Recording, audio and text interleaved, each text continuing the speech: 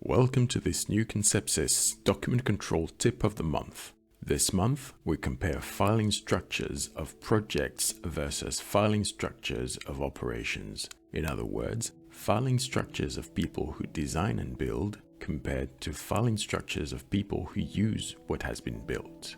Document control is present in many activity sectors that involve engineering design and construction projects. To undertake those projects, a variety of specialists collaborate to produce documentation necessary to build the product, whatever it is. When construction is complete, people who have designed and built hand over the product, together with its documentation, to people who are going to use the product. However, these two categories of people come from very different cultures, which is reflected in their document filing structures. People who design and build tend to organize the documentation that they produce by disciplines, or, in other words, by specialty or by trade. Let's call these people projects. People who use what has been built tend to organize the documentation that they use by asset, by area, by zone, by equipment, or by function. Let's call these people operations. The organization logics of projects and of operations are very different from one another.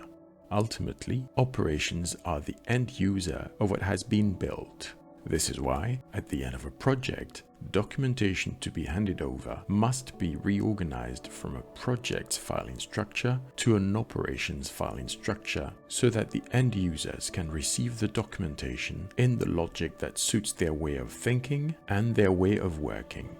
This documentation handover requirement must be discussed in advance, even before a project starts. It is a best practice that document control professionals in charge of compiling project final documentation map out each filing structure.